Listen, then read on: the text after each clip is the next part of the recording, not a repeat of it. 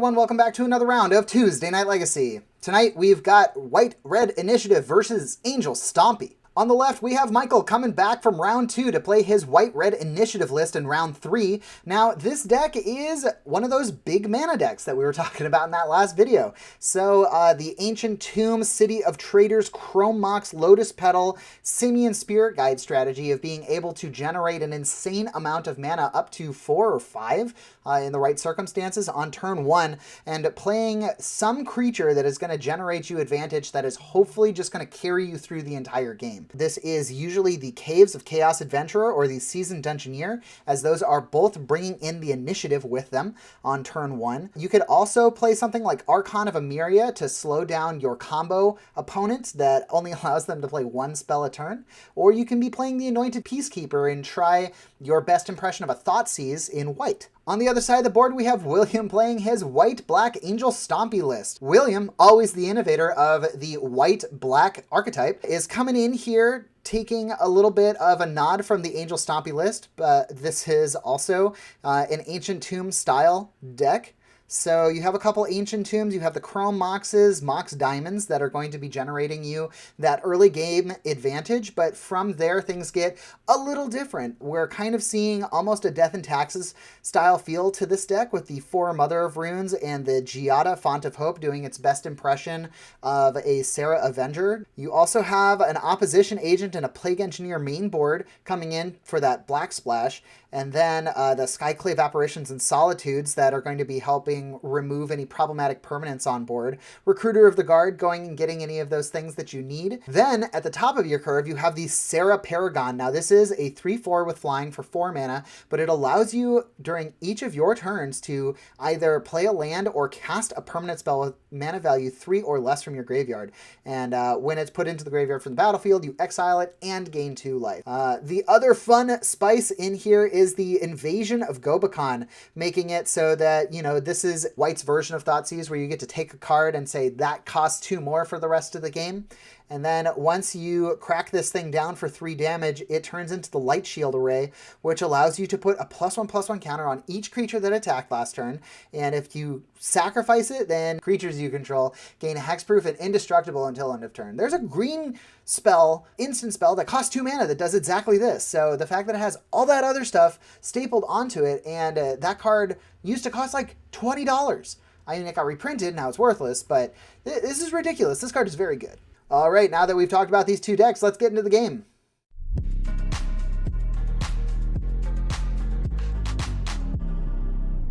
So we are starting a little bit into the game. This was filmed during our last streaming event, which was June 6th. If you're around, June 20th is our next streaming event. You should join us. So we are at the start of the game here. I believe William was on his turn 1. Let's go ahead and get started. Michael already has deployed the Chalice of the Void on 1. Unfortunately, this will not affect William almost in any way. But he didn't know that. So we see that Invasion of Gobakhan getting deployed right away. Michael having to read this card. We saw the Chrome Mox pitching the Recruiter of the Guard to get that white mana. So this is going to enter the battlefield, and it's going to look at Michael's hand. Now we're seeing a bunch of stuff here. One of the, that's a flip card, I think. Not entirely certain what that is, but we do see a Chrome Mox, an Archon of Emeria, and a Seasoned Dungeoneer. So I think William is going to identify that there's not a lot of mana generation here. So why don't we have you put this Chrome Mox over here so that instead of being able to get some advantage off of it, you have to pay your 2 mana and exile that card and just kind of set yourself back aggressively to use that Chrome Mox. This is kind of buying William an entire turn at least if Michael decides to spend his resources to get his Chrome Mox back now, or, you know, kind of completely changes the game plan. Yeah, Michael in a little bit of a tough position here, decides to do nothing and passes it back. So he must have some sort of interaction for 2 colorless mana in his hand. Or he just didn't want to lose any of his cards to the Chrome Mox. A Karakas being deployed for William, getting another white mana. 3 Karakas in this deck. No, decides 2. Oh, can't really decide. Okay, 2 white pips. we're seeing Giada come into play. So like I was saying, Giada doing a really good job of pretending to be Sarah Avenger. It's a 2/2 Flying Vigilance. Angels get to enter with an additional +1/+1 counter on it for each angel you already control. Each angel you control enters the battlefield with an additional +1/+1. I didn't even know about that ability. So for each angel that he plays, they each get increasing +1/+1 counters. You can also use Giada as a mana dork for angels. William using that Wasteland to get rid of the cavern, or not the Cavern of Souls, but the City of Traders, which feels a little bad, but I think William's idea was like, I'm just not going to give him the opportunity to use that Chromox at all. I want to be in control of your mana. And so the invasion of Gobakhan has now flipped. And we have the Light Shield array in play. So now this is pumping the Giada, now a 3/3, so exactly a Sarah Avenger. Michael ripping some lands off the top of his deck here. We're seeing a second Cavern of Souls, really trying to decide if that's the right play. Looks like that one's on Elemental. I'm not sure what the first one's on. Probably Human. Is the Caves of Chaos Adventurer human? Yeah. And Elite Spellbinder, and Anointed Peacekeeper. So, more than likely. I think we're seeing 2 mana being spent here to cast the Chrome Mox, pitching probably a white card.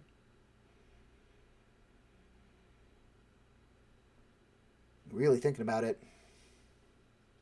Ooh, it's going to be a red card. So, Caves of Chaos Adventurer goes underneath the Mox, Chrome Mox. Gonna call it a Mox Opal. That's still in this format, right? They just banned it in Modern. Yeah, of course it is, because 8cast plays it. We're seeing Giada crash in for 3 damage, now up to 4. My player's not using their life totals here. There we go. All right. Thank you, William. So Michael down to 16. The Light Shield array doing its work.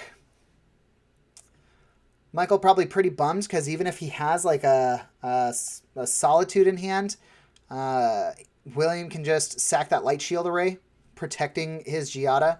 Although William hasn't played a land in, 2 turns? So a little bit mana screwed here. Michael trying to decide what he's going to do for 3 mana, one of it being red. It doesn't look like he's got a ton of choices here. Although he might be able to cast an Archon if one of those is on Archon, one of those caves. Oh, but he's there. Yeah, he can cast any of his white cards. What it? Oh, it's a Fable of the Mirror Breaker. Okay. I don't have that in his list. I had to pull a generic list for this white-red initiative list. But Fable, of course, making that creature, that goblin that's going to generate treasures whenever it attacks. Crashing in for 4. Flying Vigilance. Michael goes, can't I block? No, it's got flying. Okay, well, such is life, I suppose.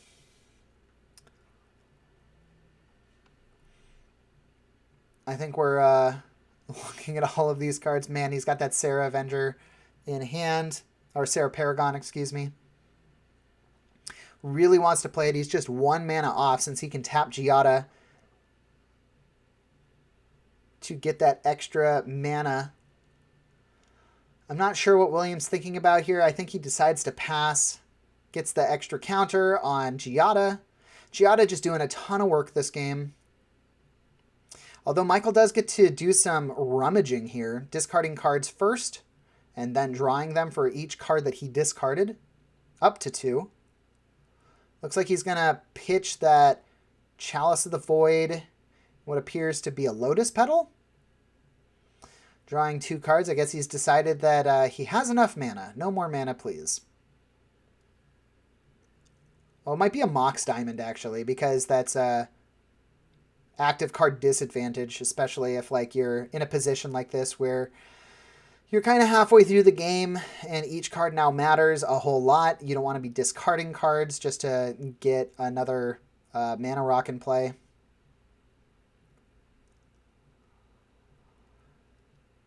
Ooh, an Archon of Emeria coming down.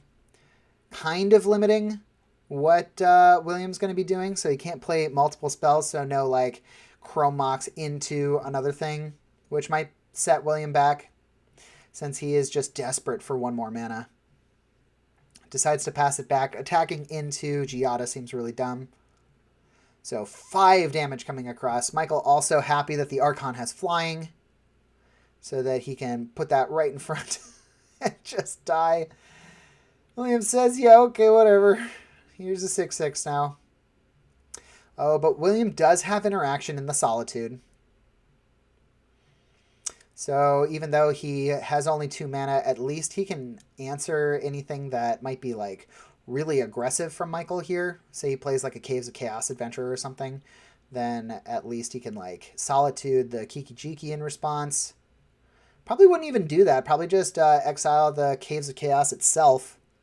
Because if he tries to attack with it to get advantage, you can just put Giada in front of it. It's a 6/6 now.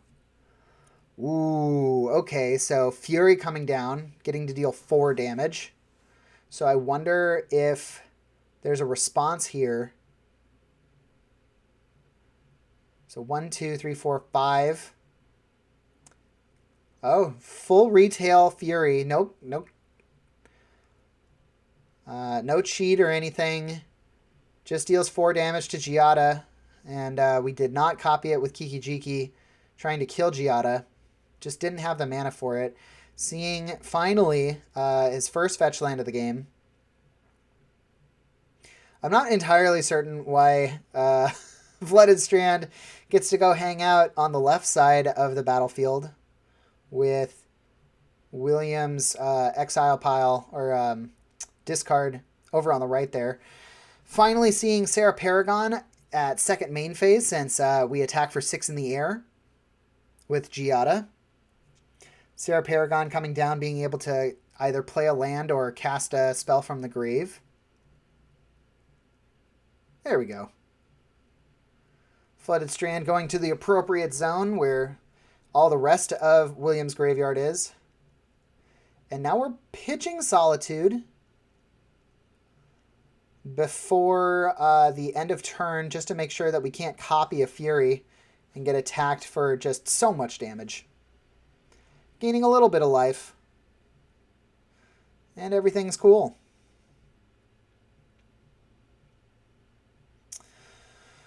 I wonder if Giada should have another counter since she attacked. There we go. We're figured out. All right, Michael kind of, I think just treading water at this point. I mean, William's got a really commanding board presence. And yeah, Michael says, no thanks, we can go to game 2. Michael starting the game here with a Cavern of Souls, naming something, and a Lotus Petal. We see a City of Traders in his hand and looks like a Fable the Mirror Breaker. Turn 1 Mother of Runes off of Karakas. Kind of a classic play to see in Legacy, usually in a D&T shell. This creature gives protection to any target creature you control just by tapping it. It is fantastic against spot removal. Of course, Wizards of the Coast hates Legacy, traditionally. So we are finding more and more ways to kill Mother of Runes, either with the just, generic destroy everything on the field mechanics, or giving everything -1/-1, or just any number of sweeper effects. So D&T has kind of lost favor as of the moment, although I have heard people talking about it kind of coming back. I don't know the reasoning behind it. I'm not sure if it's even the 60 card or the 80 card list. I think I overheard somebody telling me that a 60 card list made a top 8 recently, and that's very exciting to me since I am much more a fan of the 60 card lists than the 80 card. I'm not a huge fan of Yorion, although I understand why it's good. Anyways, getting back to this game, we see that City of Traders deployed on Michael's side using the Lotus Petal, gets the Seasoned Dungeoneer. That's what that thing is called, right? Yeah, the Seasoned Dungeoneer into play, getting the initiative, getting a basic land to hand. William does get to untap with this Mother of Runes, making that Solitude in Michael's hand a little bit impotent. Chrome Mox pitches a Sarah Paragon, getting the Skyclave Apparition into play, getting a full retail effect on the Seasoned Dungeoneer. So this guy is gone forever. And if the Skyclave Apparition is killed, Michael will get a 4/4 creature for his trouble. And in a shocking turn of events, we see William turning the Mother of Runes sideways for damage to take initiative from him. Putting the shields down for a turn, that Solitude becomes a lot more volatile in Michael's hand right now.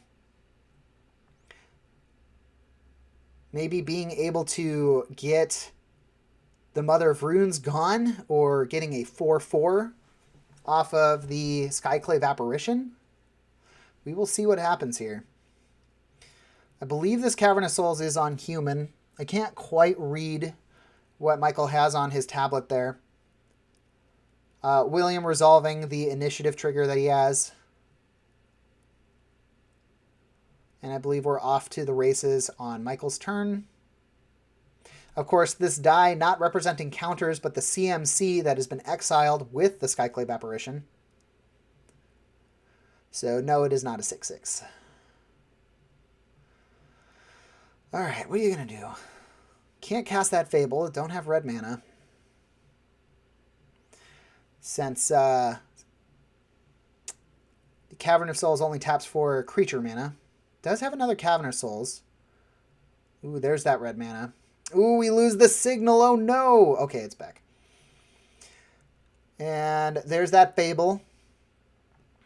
2 colorless mana off of the Cavern of Souls, playing the Mountain. Probably going to need to tap that Mountain. There you go. And then making that 2/2 and passing the turn. So the bold gambit pays off for William. He does get to untap with his Mother of Runes. Getting 2... Oh, no, he decides to go for the Scry 2 over the 2 counters. It turns out, yes, the initiative does have another pathway. You don't always have to put counters on your creatures. And favored knowing the top cards of his library instead, decided...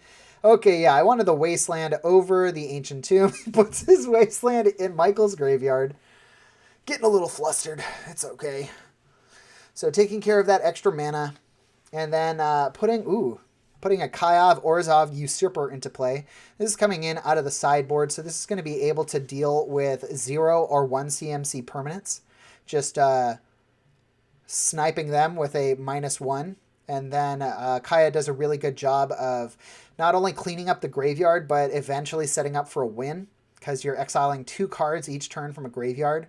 And then the -5, which is not super far away, is dealing, what, twice the damage of exiled cards, and you gain that much life.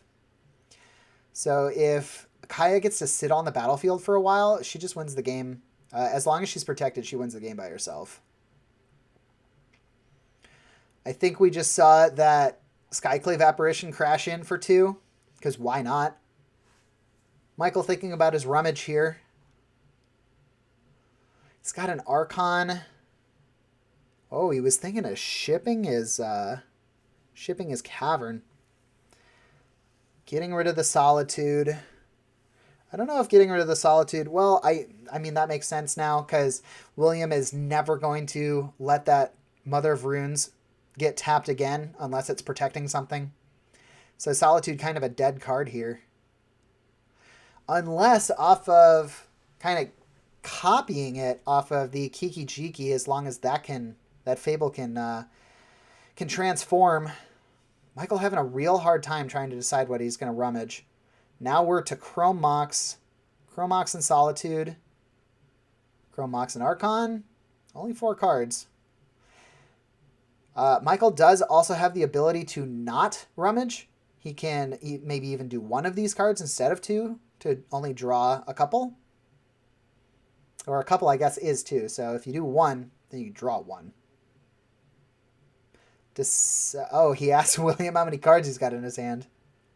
This is tough because, like, it's not super useful. That I don't know. I think I would have shipped the Chrome Mox because that's just more card disadvantage. We see Cavernous Souls coming down. He is going to do the Chrome Mox, pitching Solitude, and play Archon. Okay, so that uses his entire hand. At least he's got a threat on board that is going to be able to stop the Skyclave Apparition from attacking. And he could even get initiative back. Ooh, non-basics come into play tapped, says Archon of Emeria. So no 2 extra mana for you. Seems like William was ready to fire off a Solitude full retail, but got stopped. Ooh, a minus on the Chrome Mox. Oh man, backbreaking. Holy cow. Exile target non-land permanent converted mana cost 0, 1 or less. Michael maybe not realizing that Kaya had that ability to get rid of his Chrome Mox. Hurts so much. I believe William is getting a 4/1 skeleton here. I'm not really super familiar with the left side of, or the right side of the initiative, and I'm not going to pull it up because I don't want to. But I do know that one of the things is a 4/1 with, I think, Menace or Fear, or I don't think it's Lifelink.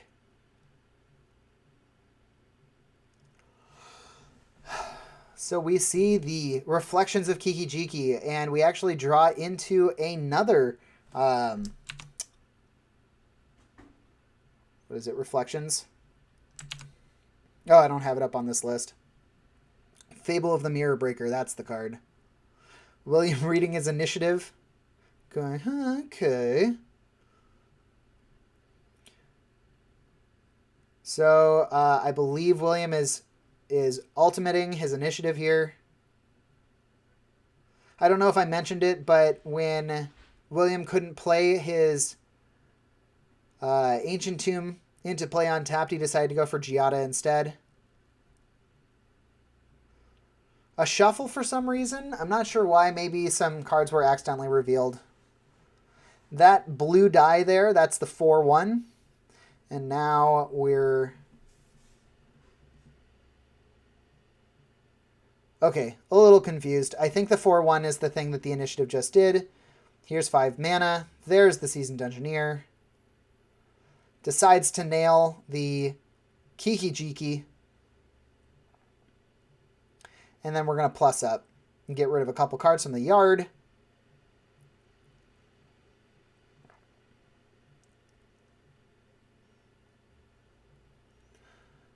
And gain a little bit of life, probably. I'm not sure how many creatures Michael actually has in his graveyard. Just pass his turn. I mean, that makes sense. You don't want to attack in. You got all these 2/2s or X2s that all just die to Archon. It'll probably be profitable to attack with Solitude next turn, it being a 3/2. You don't really care that you lose your Solitude to an Archon, especially if it's the only thing he has in play. And this way, with the Giada in play, he can make sure that he retains the initiative this turn, and he's going to get that ultimate next turn. So things are about to go really bad for Michael. I think Michael's only got that Fable the Mirror Breaker in hand, so he's kind of looking at this Archon going, I don't know, like, this is not good. I think the only thing you can do is slap out that Archon, or slap out that Fable. If that is indeed the card in his hand. Because William is representing 2, 4, 8, 9, 10, 11 damage on his side of the board right now. Ooh, the Karakas can return the Giada. And then we can attack, taking the initiative back. And that is going to at least stop William from having that overwhelming advantage. of the ultimate from the dungeon. Trying to decide if he wants the scry or if he wants the 2 counters. Decides to go for the 2 counters.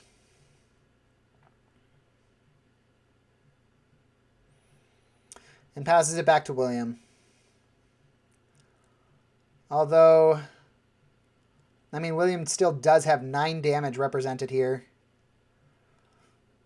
without attacking with Mother of Runes. Giada replayed. Turns it sideways. Pow! 9 damage. Dropping him down to 8. Takes the initiative back and gets to ultimate. 1, 2, 3, 4, 5, 6, 7, 8, 9, 10. Mother of Runes. Sarah Paragon. Probably. Oh, goes for the Skyclave Apparition to take care of the Archon of Emeria. Michael full shields down here. Getting 3 counters on the Skyclave Apparition from the initiative effect. Also, 3 counters from marking that it got rid of a 3 CMC creature. Wasteland still in play tapped. Should have waited, William, for your land drop. But that's fine. Kaya doing some plussing. Believe that brings her back to 3. And, I mean, this is just an overwhelming board presence. I'm not sure what Michael thinks he's going to draw to get him out of this. I mean, like, maybe... But Fury won't even help. Fury could help a little bit. Because if you play Fury, you can target both of the Skyclaves. He'll save one of them. And then at least you get a 3/3. We're going to play Fable. And pass the turn. Getting a land from the deck. Just a little bit of land thinning, no problem. Boom! Get that Caracas out of here. I want to keep my Giada, thank you. I don't know why that Caracas is upside down. Oh, it's not. I just can't read magic cards sideways, I guess. We're going to minus on that Goblin there. And then just turn sideways. That's game. Hooey! Okay, William takes it 2-0. So as we saw in that game, a lot of back and forth, especially with these non-blue decks. Just a lot of removal and building up big board presence. And it turns out that being able to remove a lot of Michael's key threats, William was able to kind of take over the game and then just run over Michael towards the end there. So William taking it 2-0. Angel Stompy showing what it's got. Thanks for tuning in. If you are still watching the video and it's your first time here, consider subscribing to the channel. It really helps us get out there and allows us to be in front of more people, and so everybody can enjoy Legacy on Tuesday nights. If you're interested in the deck lists, especially of some of these more wonky decks, they are in the description of this video, just below where this is playing. And if you want to see the visual deck list, we're going to try and get that up on our Instagram channel over at Tuesday Night Legacy. Thanks as always to Spellhold Games and Collector Legion for allowing us to record in their play space.